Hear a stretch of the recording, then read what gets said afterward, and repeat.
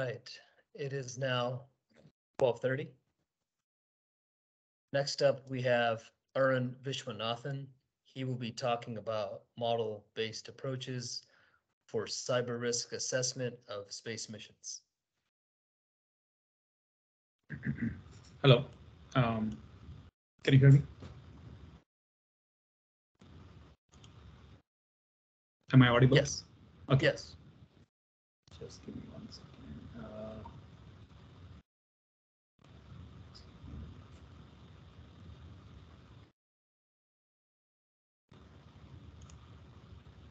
Okay.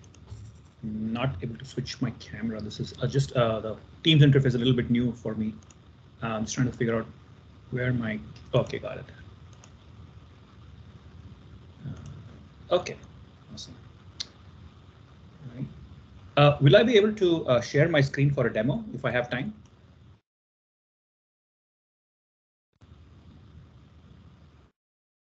Yes.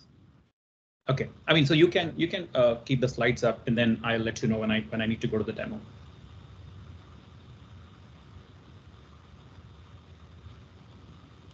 Right, thank you. Hi, so my name is Arun Vishwanathan. I lead the Cyber Defense Engineering and Research Group at JPL.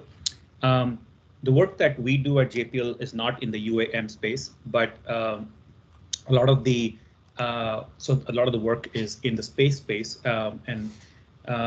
but the techniques that we have actually developed for doing cyber risk assessment, and for the solutions that we have developed, I see a lot of parallels, and and I'll talk about how some of the work that we've done can be applied to this UAM space. Lots of interesting talks today.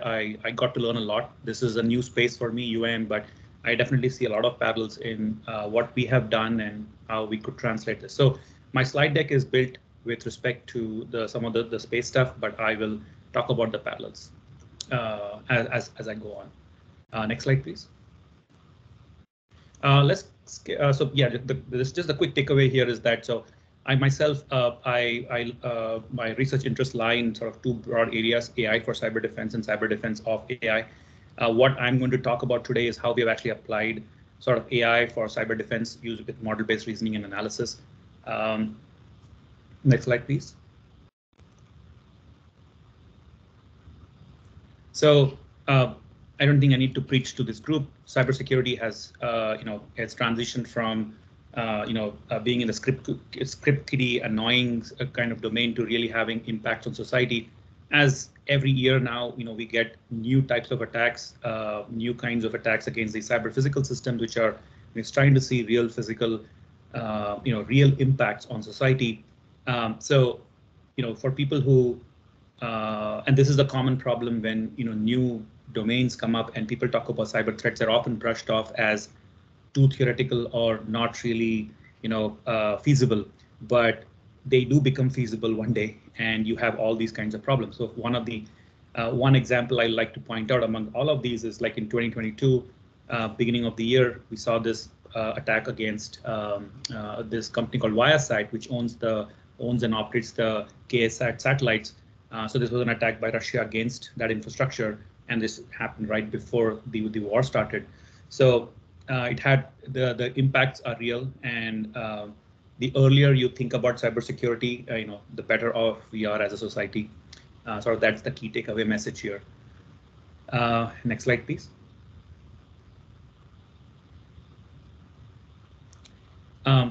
So the area that we typically focus on is space and autonomous systems, and you can again see parallels here. So we look at attacks on sort of three main components of the system. Attacks on the ground systems. These are the systems which, I think they are probably in the parallel here to UAM is those what you guys are calling as the PSUs. The ground systems are the ones that actually manage and control the spacecraft. Then you have the comm links, the communication links, which is what is used to communicate to the spacecraft. Or in your case, all these different what do you call them?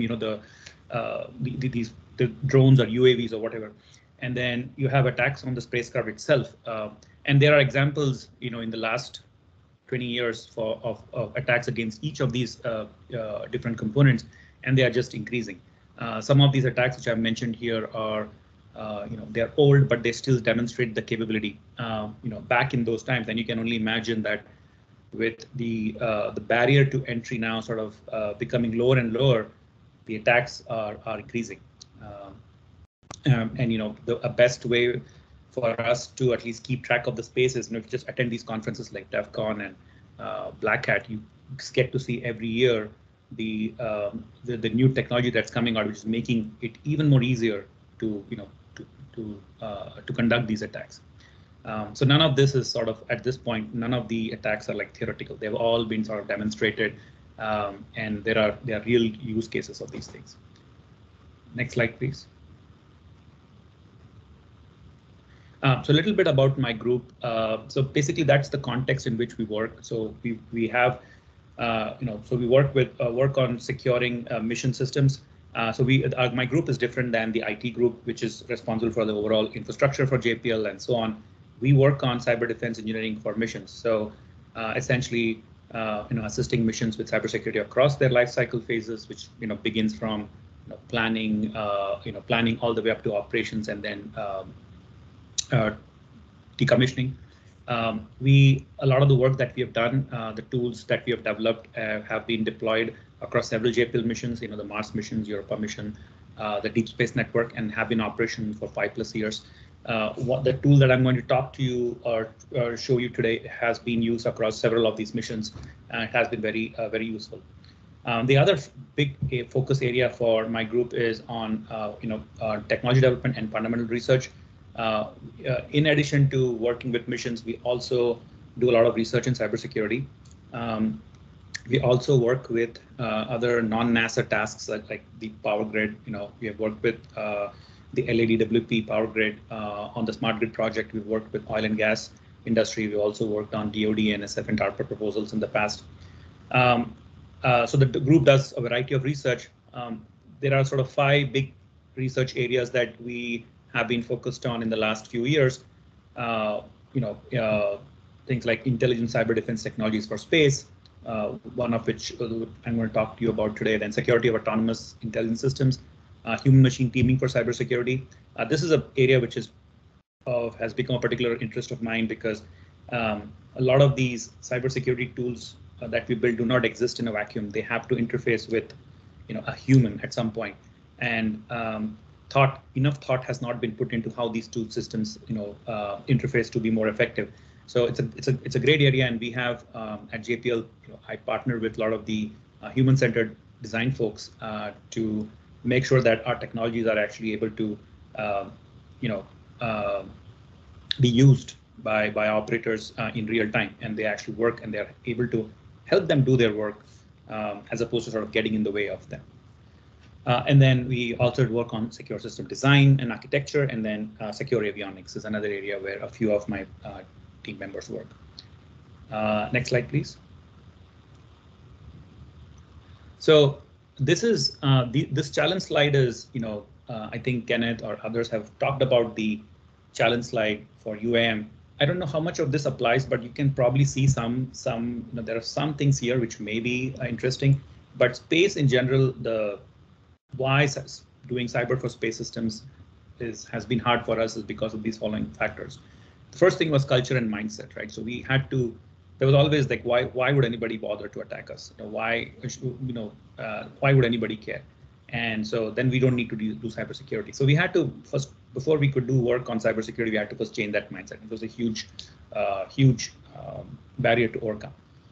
The second reason is that space systems are network complex and distributed. I think this is one characteristic that the UAM system definitely shares, and you can appreciate this because of this.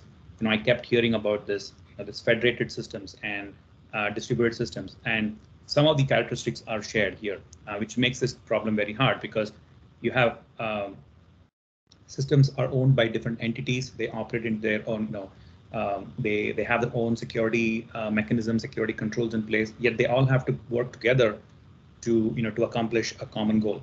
So that makes the problem very challenging. Third point is space. Space research is very collaborative because we, especially I can talk about JPL.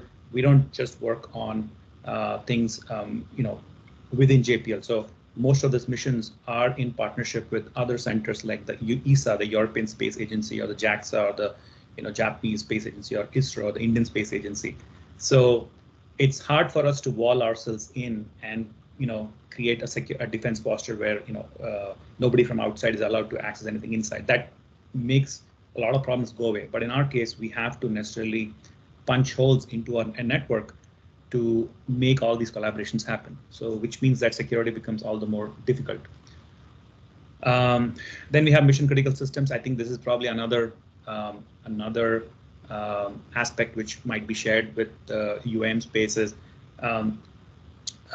It is not easy to just take down things, and sort of, let's say an example would be if a security patch comes up, it's not easy to just shut down your mission and patch. So we have to factor in things like there are certain times the systems you cannot bring them down. There are just like in the UAM case, I heard about helicopters or emergency services and so on. You cannot just shut them down if there's an attack. Those things have to continue. How do you make sure that those continue when when there's an attack going on? So it needs a different way of thinking about designing these systems. So then you have legacy systems and components. I don't think this is probably an issue for UAM, but or maybe it is, I don't know. But JPL operates, for example, we operate Voyager, which was launched 40+ years ago. The system that was used to launch it, or the control grounded system, they still exist today. Those vendors have long gone. The software providers have long gone.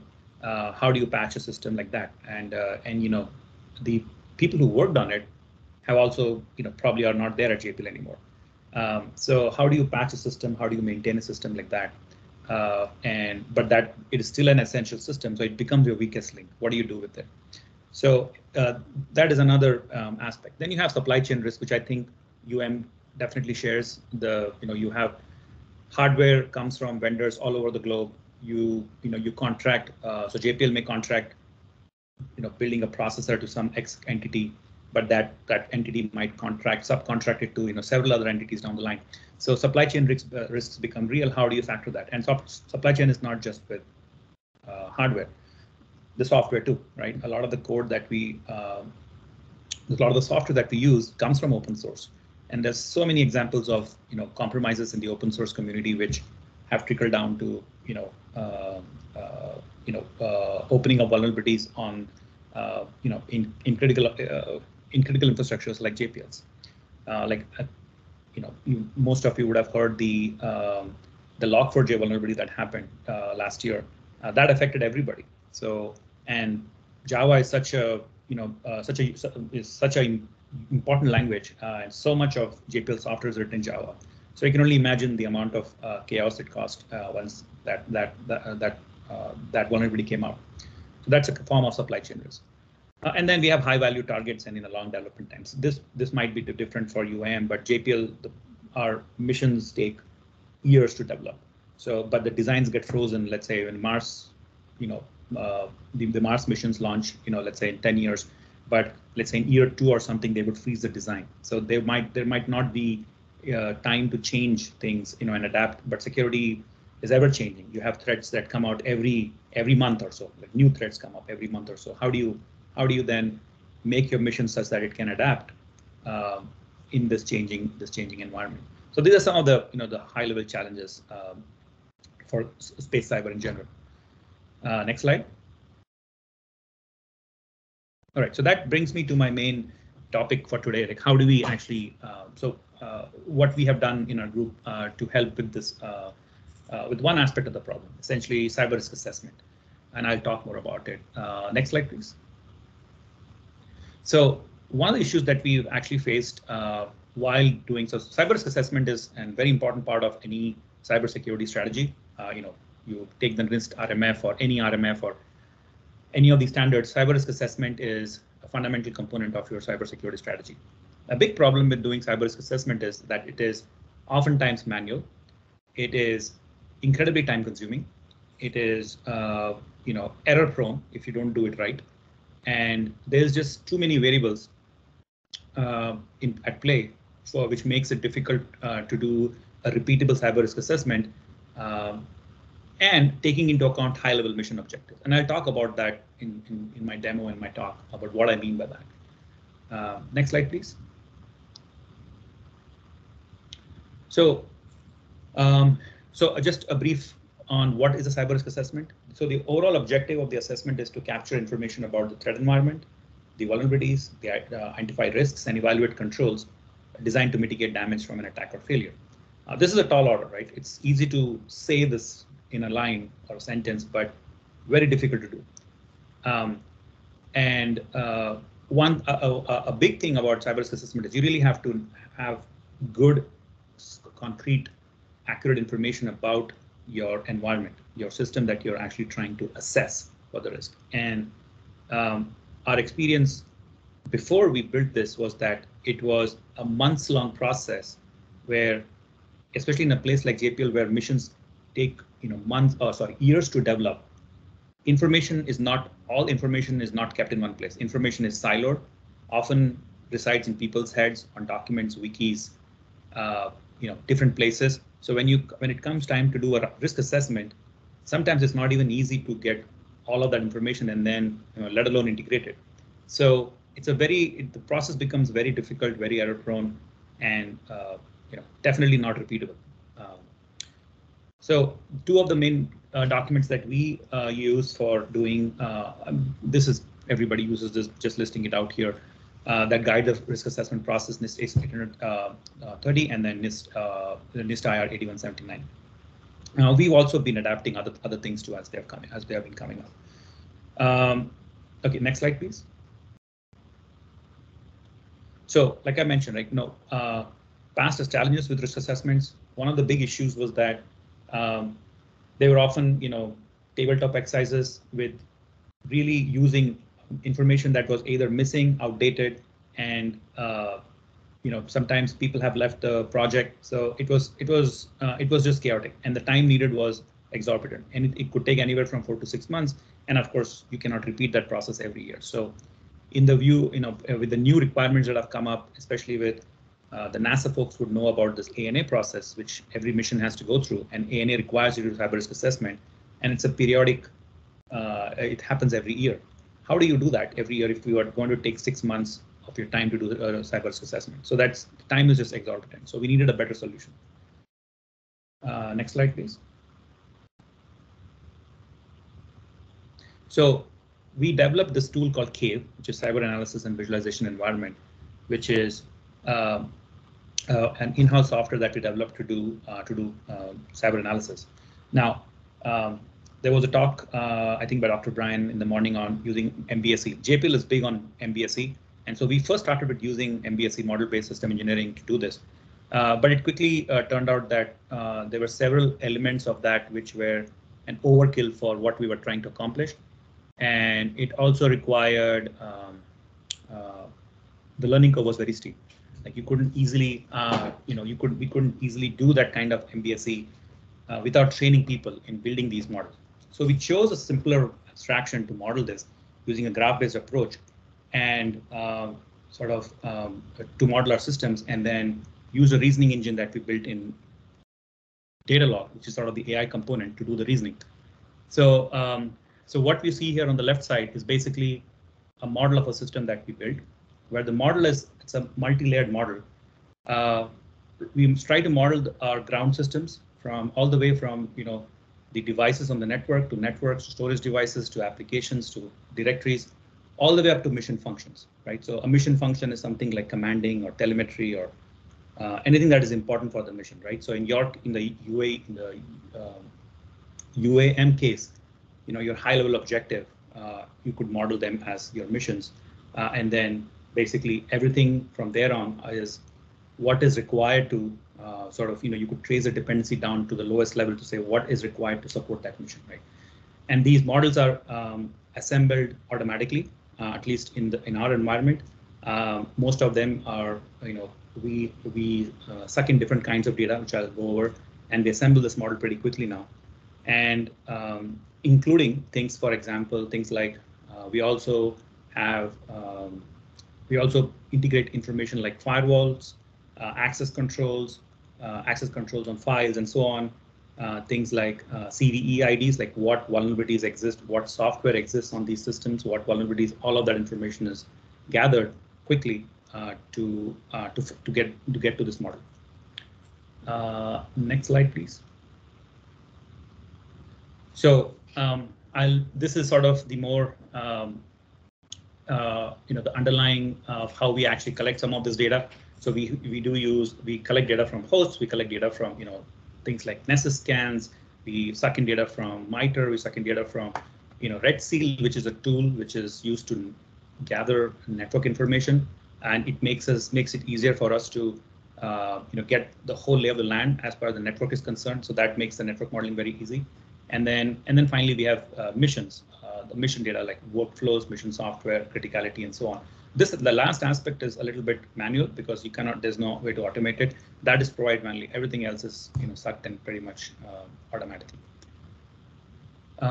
Next slide, please. So yeah, we chose to use a common input data format for all data. One of the reasons was that we wanted this. So on the left-hand side, you see Excel sheets. Essentially, they're CSV files, which are what are sucked in by the tool. Essentially, so these CSV files can be generated by our, pre-processing scripts automatically, or they can also be written by a human being, written and read by a human being. So this was a design choice that we made to just make sure that a human can actually inspect this data and make sure that to understand it and edit it if necessary before it finally gets into our tool. Next slide, please. Right. So once you have all of this information, what can you do with it, right? So there's a whole bunch of things that we can do now. So the way we integrate all this information, you can start now. You have a full picture or as accurate a picture as you can of your ground data system environment. We can actually model it all the way up to the spacecraft for now, but we have only limited to just modeling it at the grounded system. That extension right all the way up to the spacecraft is still sort of very much, we've only demonstrated once or twice, but it has not been used so much. So you can ask all sorts of questions now. For example, these are just examples, right? So you can do an analysis like on which ports can two servers communicate. Very simple question, right? But very hard to answer if you have a distributed, complicated environment. And answering this question is, on the face of it, looks very simple, but you have to integrate a whole bunch of information to answer it. Things like, what is the connectivity between two different nodes, right? What routers are connected to which? What is the access control between those routers? What are the access control rules between hosts, right? So it's this information. So this is as accurate as possible. So basically, if the tool says that A can talk to B, then you should be able to ping ping B from A, and connect to it. So so we have to get it down to that level where you can integrate all the right information and then integrate it together. Then similarly, you can ask questions like what mounted directories can a server read? You can ask things like, okay, here's an interesting one. Which systems have a vulnerability with a downloadable exploit, right? And this is very useful when, let's say, a Log4j came up, and now we have a system model. I can ask my model, show me all the systems that have that are vulnerable to Log4j, and run analysis to also show which critical assets may be compromised if Log4j gets exploited. So those questions are absolutely impossible to answer in our current environment, where if all you have are a bunch of Excel sheets or some diagrams or something on a wiki, you cannot do that. So this ability to model and ability to reason with the model has been game changing, for a lot of it. One of the things that we also, and this was very interesting, when we first ran the tool on one of the missions, we did the same thing. We asked a very simple question: can an adversary access a critical mission resource sitting in the JPL cafe, in using the JPL Wi-Fi? Can they access a critical resource? One would have imagined the answer would be no, because this tool will say, of course the firewall rules will be blocking them. There's so many access controls in place. Unfortunately, that was not the case. We found that there was an open port which somebody had forgotten to close.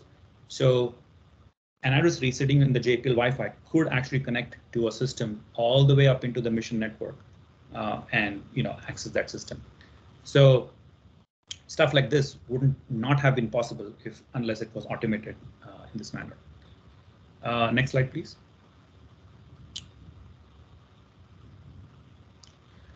Okay, I will show this stuff in my demo. Can we go one more slide?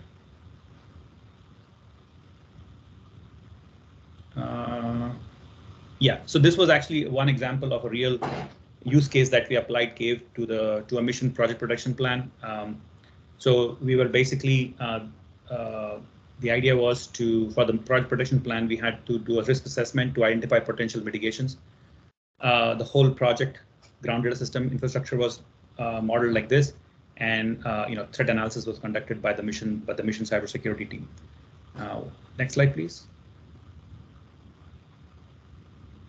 So here is one example of the kinds of things that we actually found in that project production plan. So we basically asked the following questions. Find all paths on known vulnerable ports to servers that have access to the command dictionary. Command dictionary is sort of the key, one of the crown jewels of any mission that contains sort of the schema for the commands that are sent to the spacecraft. So an attacker gets access to that. They can potentially forge their own commands and talk to the spacecraft. So we ran this kind of analysis. We also ran analysis with find all servers with vulnerabilities with a downloadable exploit that compromise data integrity. So again, very important, since science data and telemetry is also one of the crown jewels for us, because without that, the mission really does not have any purpose. So this was a very important analysis.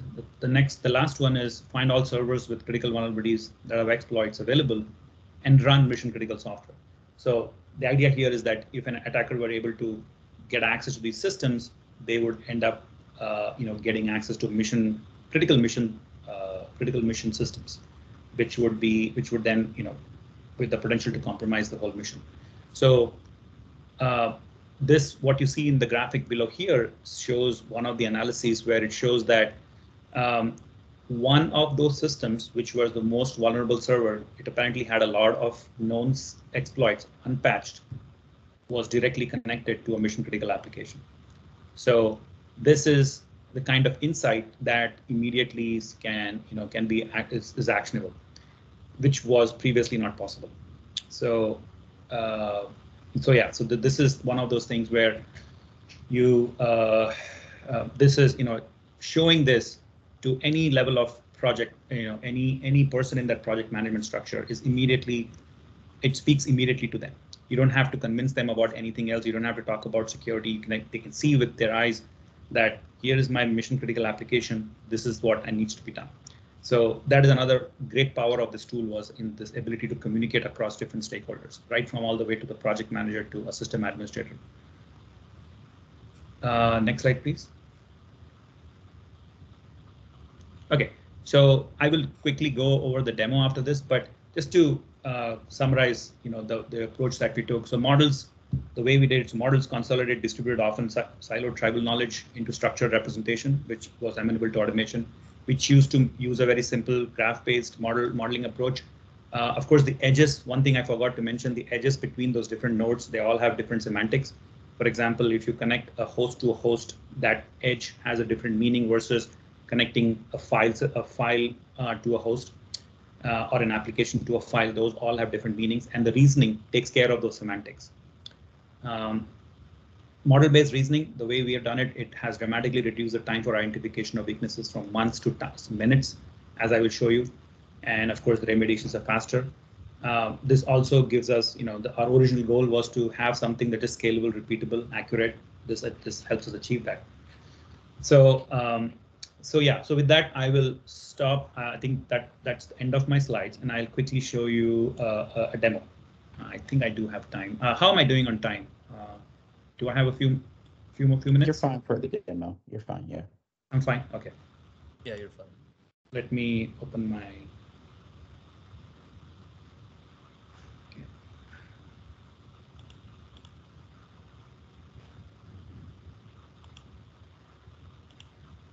Okay. Can you guys see my screen? Is my desktop visible? Yes, we can. Okay, thank you. So what you're seeing here is basically Cave running. So we've over the last 5 years of building this, we've transitioned from Cave being a desktop tool to Cave being a browser-based application. What you're seeing is this running. I'm running a local instance of this on my browser here. So I've already loaded a model. I can choose any model I want to load. This is a model that I'm allowed to show. So this is of course sanitized. So this is not really a mission system, but this is built from the mission system. So again, like you see, the model has everything from laptops, routers, switches, servers, storage, up to all the way up to the hierarchy. The power really comes from the analysis that we can run. Now, all these analyses that you see on the right-hand side are, they are all customizable. You can add more and more analysis. You can do a whole bunch of things. We've added analysis as based on the inputs from missions and based on our own requirements and based on things that we've seen, so on. So there are lots of interesting things. I'll show you a few of them. For example, exploitable paths or exploitable path to file.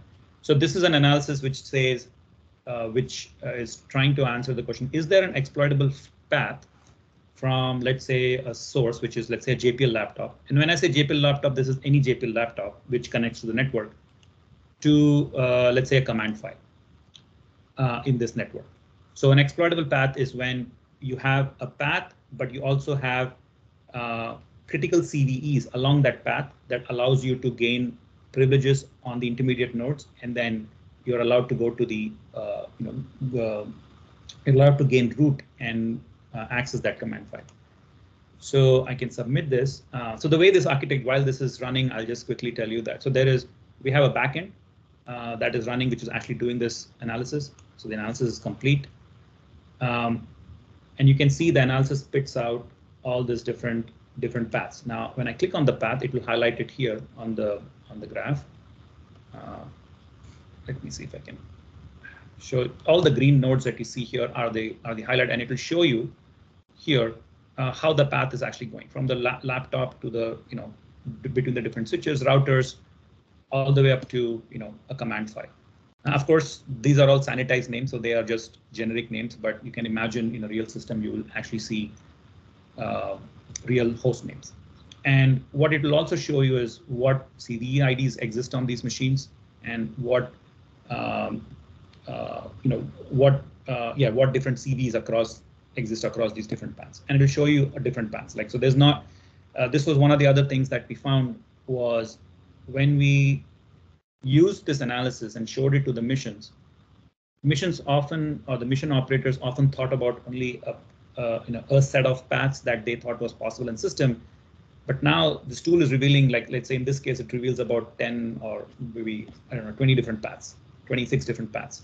Not all of them missions knew. So we have had situations where missions would look at this and they will say, oh my God, we never thought that there was this other path through this other server to get access to my data, and which was unpatched or which was either unattended. So that's immediate actionable information. A quick parallel to the to the UAM environment. One of the things as you were talking about the PSUs and so on and the distributed nature, can easily see a PSU being modeled or different PSUs being modeled here. One of the things that we've also done here is we've not just modeled one mission, but modeled different missions. So we take 2-3 different missions and then model them together. The understanding before we did this was that missions are independent entities, so there shouldn't be any overlaps and there shouldn't be any shared resources. So they are ideally, the expectation was they must be isolated. But we proved that theory wrong, because what happened was we showed that there were 2 missions which actually shared a storage server, which they did not, which was not clearly understood. So between the 2 missions, there was one storage server through which an attacker could actually move into the other mission. And I could see similar examples, even with the PSUs. Now PSUs may not be so, they may be in different organizational entities, so they don't necessarily share resources that way. But modeling them like this and modeling their dependencies would allow somebody to understand how threats could actually flow through the system. So it, while one PSU might be very secure, but its interconnections with a weaker PSU or a less secure PSU might still be able to compromise the system. That's how attackers actually end up compromising, a compromised system, right? You always find the weakest link. So this is one example. The other thing is, so you can do a bunch of different things. Like you can actually, we have all different kinds of layouts. So the same information, we're looking at it in different ways. So here's a different layout where the same information you can now see in, these are the hosts they're all grouped by different, different groups. Like I think in this case, they are subnet groups. So what this shows you is actually, if you have, let's say, if I were to click on the same thing. So here it's showing the same path, but you can see that it's a little bit more clearer on what subnets are being traversed and if there's anything interesting that pops out here. One thing that this can illuminate is, for example, if you have, so there is a heat map that we can create. We can create a heat map for, let's say, I think number series. Let's see. Okay. Open port. Okay, let's do open port. So open ports. So which ports are open?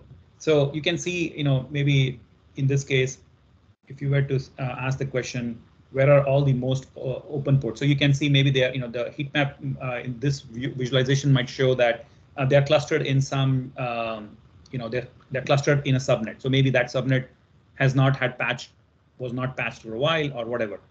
Sometimes the subnets are also, they don't exist within JPL. They may be in other, other partner organizations. So that will also become visible here. We've applied this to the deep space network, where the deep space network is spread across 3 different continents. So, so we have also done this kind of analysis, and which gives you much better clarity on how different organizations are taking care of their security, essentially. Makes it much more easier for management to make decisions and so on. There are also, let's see, there is also, I'm just trying to see if there's a different, so the layout that I showed that was in the presentation, where you had this node on one side, which was which sort of was the critical software. I forget which layout that is, but that also shows you interesting information on what kind of basically the same information, but now you are able to quickly isolate sort of the most important, the most critical assets in your network based on factors like the number of vulnerabilities or a number of open ports or any of these other factors that you can use. The other thing about this tool is all of these analyses are very easy to write. They are written in Python, and so that was other reason why we went with this approach, so that it's very easily extensible. It takes very few lines of Python code to write this analysis, and we've exported APIs, make the APIs available so that writing analysis is very becomes easier, and the learning curve is much more is easier, essentially. Yeah. Yeah, I'm done. Actually, I'm done. Okay. Yeah. Thank you so much. Yeah, I'll take questions now. How do I? Okay, it's here. I'm trying to. Okay, thank you so much. A question here. Yes. So the first question is, are these risk assessments mostly performed on systems that are further along in the design process, or have you been able to integrate earlier into a project's life cycle to help inform secure design decisions? Yeah, excellent question. Actually, yeah, so we began with using doing risk assessment systems that were already operational. Now we are at a stage where we are actually informing the design at earlier phases, like phase B, phase C of the design. And now we are actually in a position where we can do what if scenarios. So, so typically missions will borrow an existing design first and then start customizing it. So an existing system design could be borrowed, and then you could play what if on it using this tool. So yeah, absolutely.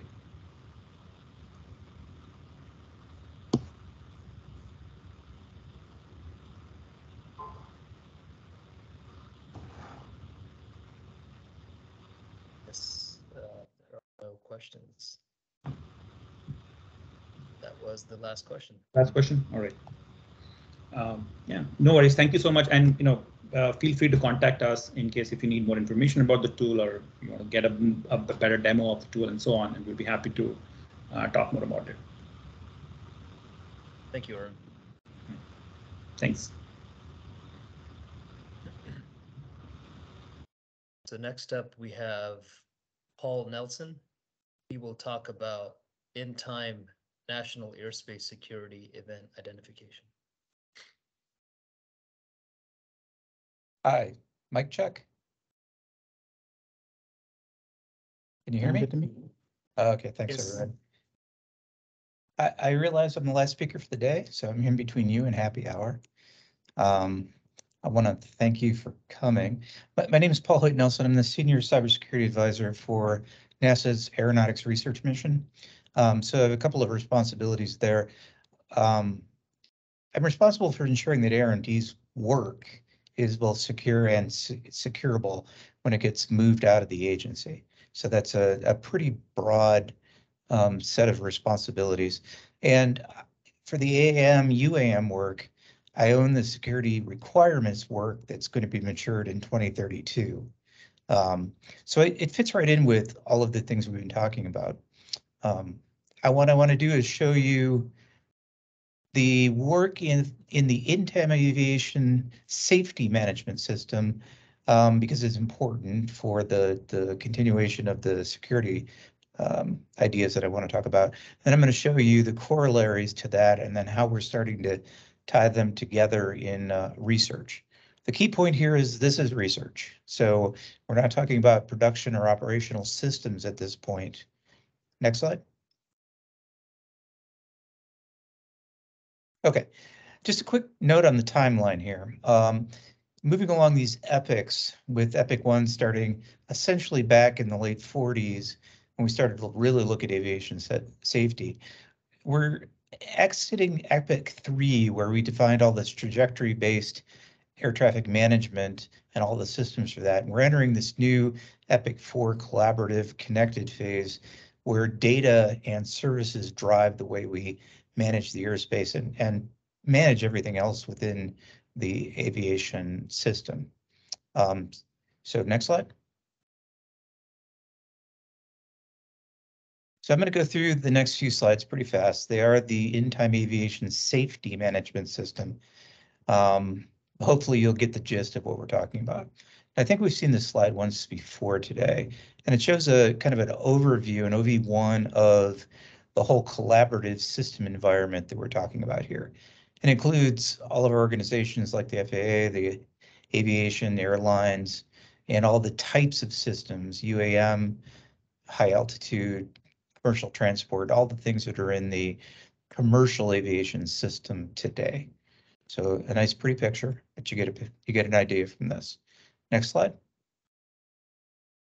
So the safety part, looking outside of the red boxes, we've got air transportation safety, and the safety policies and safety promotion are the way we've done safety forever in the national airspace system. So in policy, we have broad safety objectives and overall responsibility and accountability. In the promotion side, it's training, information flows, developing a safety culture. In the middle here is the in-time system-wide safety assurance capability that's implemented in the in-time aviation safety management system. As you see, it's built on services, functions, and capabilities. In the middle, we have this monitor, assess, mitigate.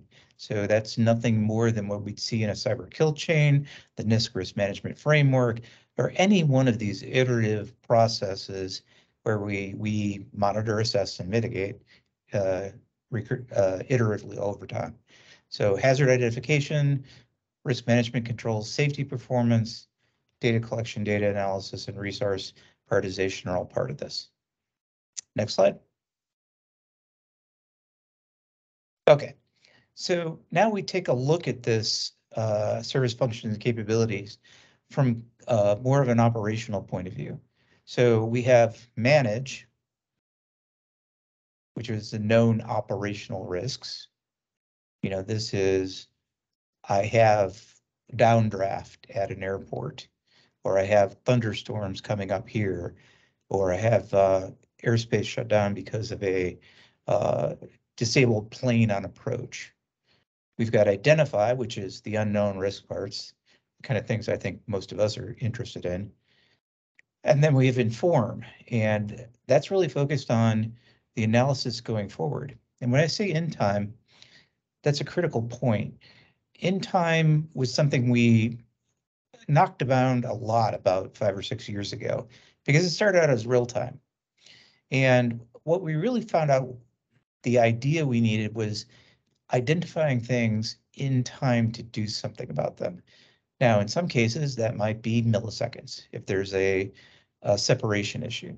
And other times that might be months or years if it's an overall training issue or some other design issue with an airframe.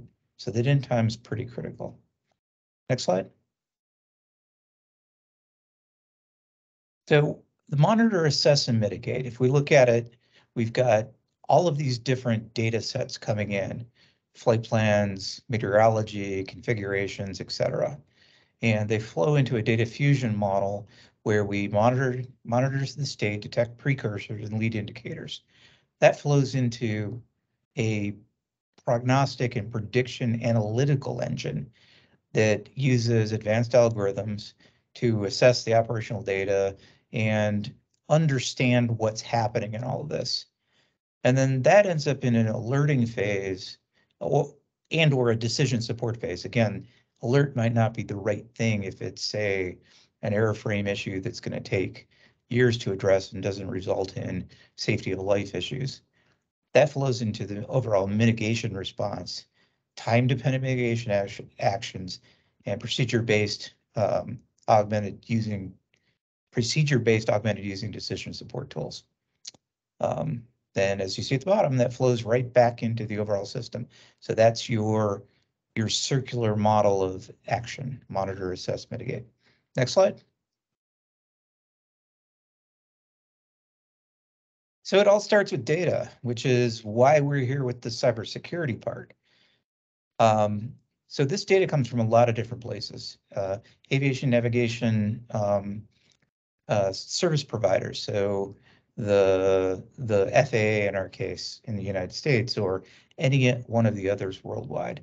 Operator source, so things coming from, say, the United Airlines Operations Center.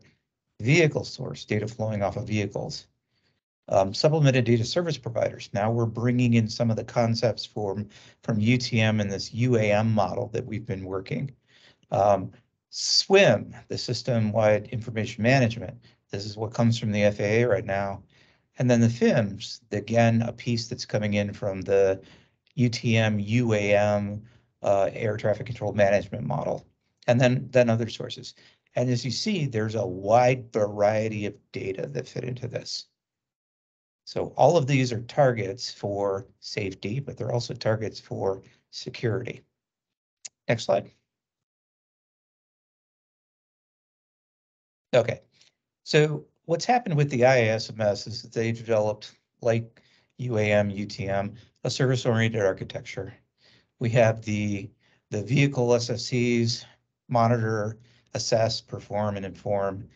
We've got the providers of UAM services and operators with all of their interconnection capabilities. And then we've got the supplemental data service providers, so weather, surveillance, and pretty much anything you can imagine that might fit into that. So together, this is a high-level view of service-oriented architecture in which everybody's a service provider and everybody's a potential service consumer. Next slide. Okay, so that's a real quick trip down into IASMS. Normally, an IASMS introductory brief is going to be 2 to 3 hours to an entire day. It's deep and dense and fairly complex. And we've been doing this work for a very long time, but the IASMS work, I think, started in 2018, so it's been around for a while. So how does this help with cybersecurity? Well, what we don't have is a business environment. This is operational technology data, and it's directing the operations of physical vehicles. So things that are flying or things that are on the ground, but things in the real world. This new ISMS is focused on hazard detection mitigation. So that's important because hazards, safety hazards, represent a really good target for bad actors that have some digital cyber capability. If I can trigger a safety hazard using a cyber attack, that's a pretty high force multiplier. The interrelationships between these are well understood, so it's not like we're having to delve in and try to figure out how all these pieces are put together. We know how all of the ISMS is going to work, and we know how the data is going to flow into it. The data from the security perspective may allow identifications of indicators of compromise that would not be identified using normal IT security methodologies. And I'm going to go into a couple of kind of broad examples. But the key takeaway from this is the OT data largely describes the real world. This will behave according to our understanding of physics, and we want to use that capability for identifying bad actors. Next slide. Okay, so this is a research question. Can in-time warning of cybersecurity incidents be predicted from the ISSA data feeds? That's the team that's working in the system-wide safety project. That's their charge, and that's what we're looking at. So next slide. Okay, so I told you I'd give you a couple of examples. So ADS-B is the preeminent way that we identify where aircraft are today in the National Airspace System. It's a transmitter that lives on an aircraft, or a transceiver that lives on an aircraft. It uses GPS to understand where it's at. Then it transmits its GPS information to the ground and to other aircraft. Pretty basic, but it means that everybody's a cooperative partner in this, and it's highly dependent upon GPS to be accurate. There are known attacks that cause GPS to be very inaccurate. And I'm not talking about jamming where you're just taking it away. I'm talking about spoofing where you're changing the understanding of where the GPS positioning actually is. So, all right, let's talk about that. So we know it's a problem, and we know that we can deviate by many miles, 50, 60 miles. That could potentially put aircraft in the position of collisions. So we need to understand what's happening in here. Analyzing this ADS-B data over time means we can identify, we can develop a pattern of vectors and speeds. Now, we know that planes fly at certain speed regimes based on the type of aircraft. So for instance, a Cessna 172 is not going to be kicking around at 300 knots. It probably tops out at 125. And we know that a Boeing 737 is not going to be flying at 125 at altitude. It wouldn't work. It's going to be moving much faster. We also know these things can't, exceed the speed of what their airframe is built for.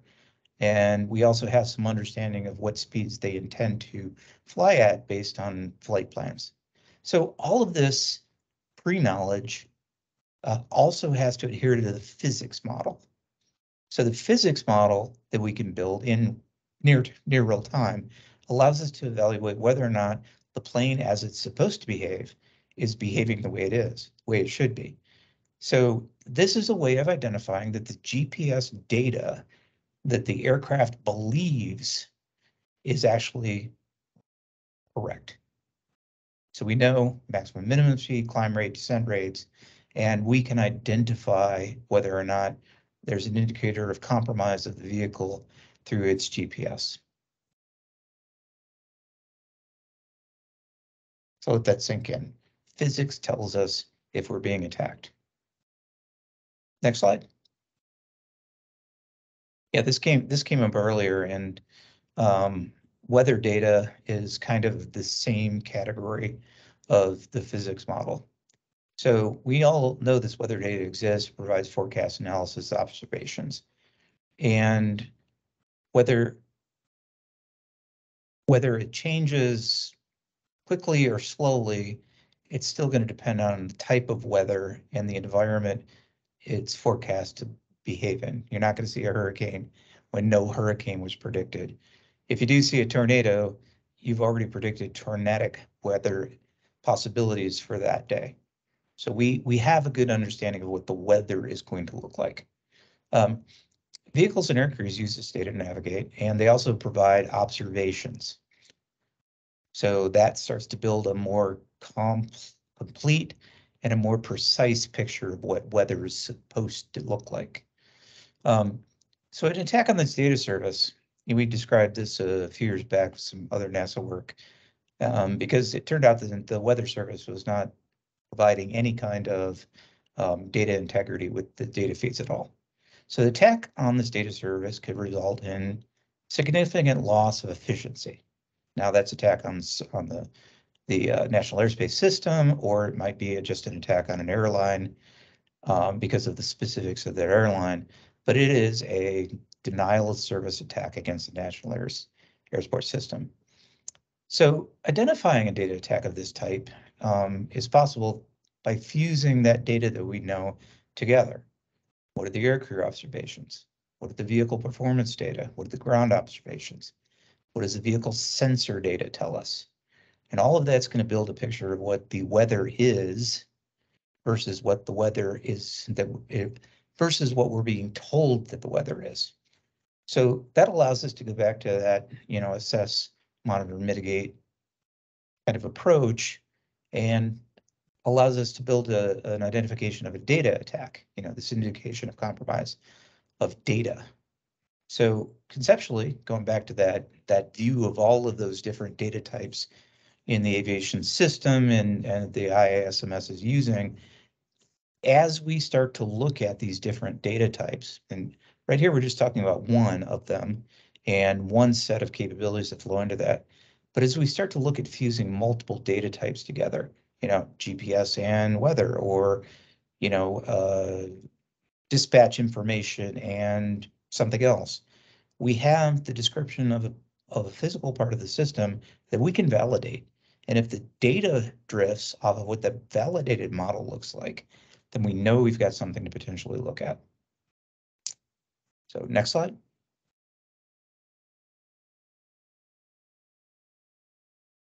So the IASMS is going to be doing its own analysis. It's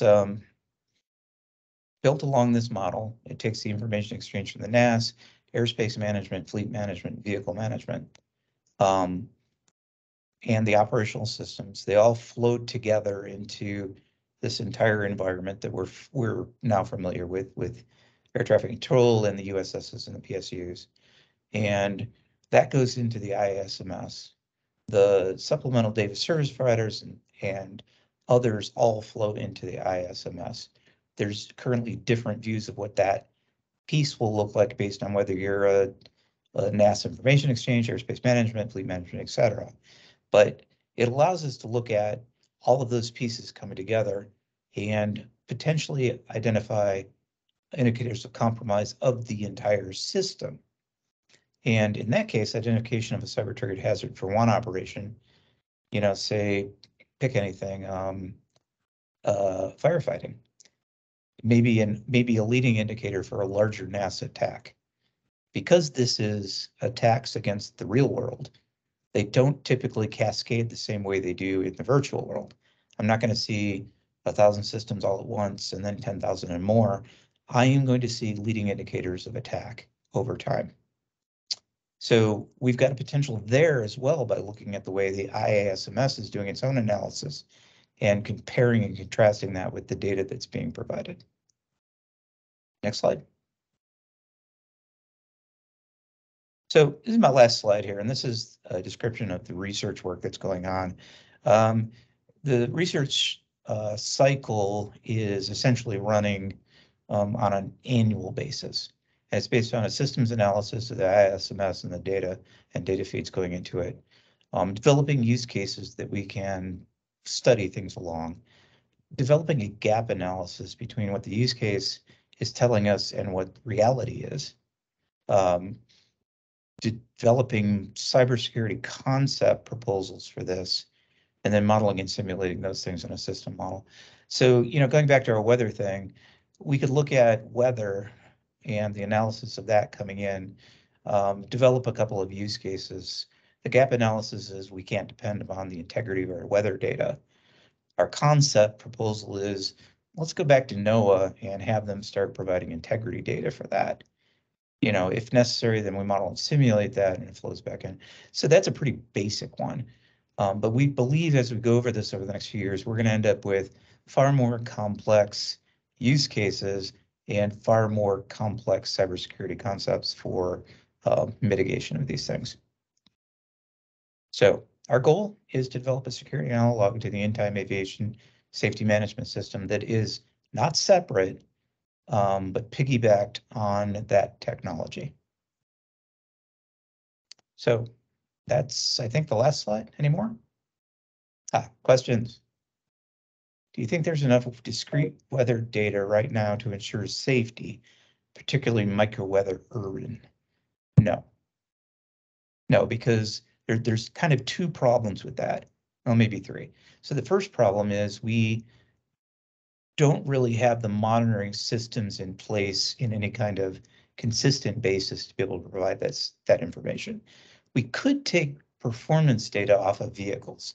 That's a possibility. I mean, we've had flight tests where UAMs type systems have actually flown backwards because they didn't have enough propulsion authority to work against the wind. So you could think of it that way. The other problem we have is the kind of the integrity of the provider of that data. We don't have any system in place for validated data coming in through those ways. And then we don't really have anything in the system right now to consume that data and provide any meaningful feedback. But it's going to be very necessary for operations in urban areas. So, question, what type of data do you expect to collect from air vehicle OEM? That's a really good question. We've bounced around a lot of this. So one of the concepts we kind of threaded through some of these development discussions had to do with engine FADEC data and whether or not it was useful off the vehicle. So the FADECs are the controllers for engines in a modern jet system. And the question is, does it make sense to really flow that information out? And could the system discern anything from that? So my argument on that was maybe and yes, because if you were starting to see some kind of failure mode in an engine, the air crew is going to find out about it. They're going to go through their processes and they might identify an engine failure and work to shut that engine down, go to a faster landing, the normal safety mitigations they have in place for that.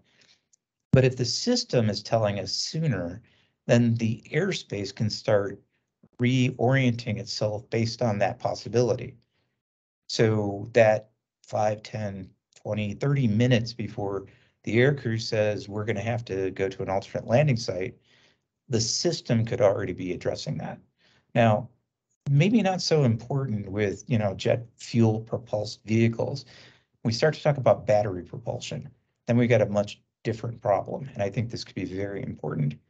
The endurance capability of battery powered vehicles is not great right now. The airspace, however, is designed around vehicles with high levels of endurance. That is, if I have a problem and it's not going to cause me to land, whether that's weather, airport, airspace, et cetera, with a jet, I can loiter. With a battery powered system, I can't loiter. I've got to sit down in the next 15, 20 minutes. So that flowing into the overall system could be very useful in terms of reconfiguring the system around what that problem area looks like and keeping the efficiency of the system high. Let's see, next question. One controversial area in aircraft is organophosphate poisoning. Could multiple data sets, air plus ADSB, offer safety insights? I don't know. I don't know. That's an interesting question.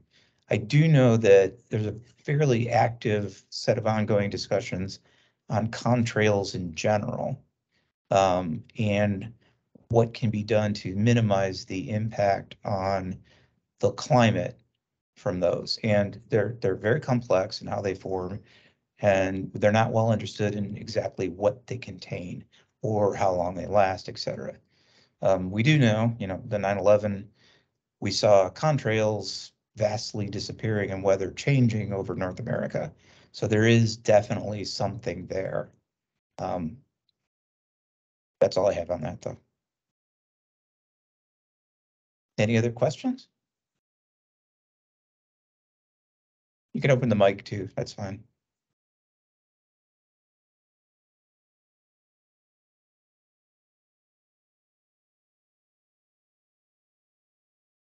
Looks like there are no questions.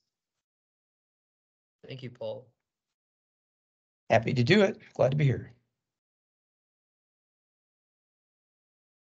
I'd like to show the results for the poll now.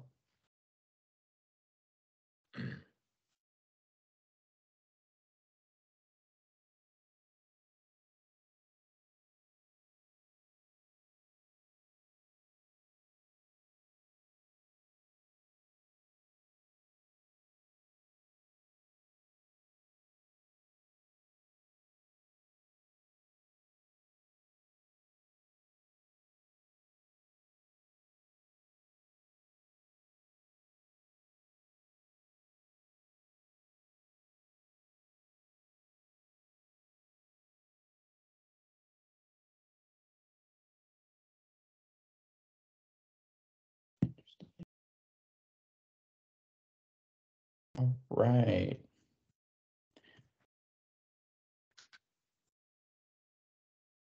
So let me go ahead and go. So with the planned growth and reach of UAM systems, it's clear that the associated data exchange and service interactions will be at risk due to numerous types of cybersecurity attacks. And I think today we've gained some good information to help understand what it is that we need to focus on as these threats evolve. So I am here to say that this concludes our Secured Airspace for Urban Air Mobility workshop.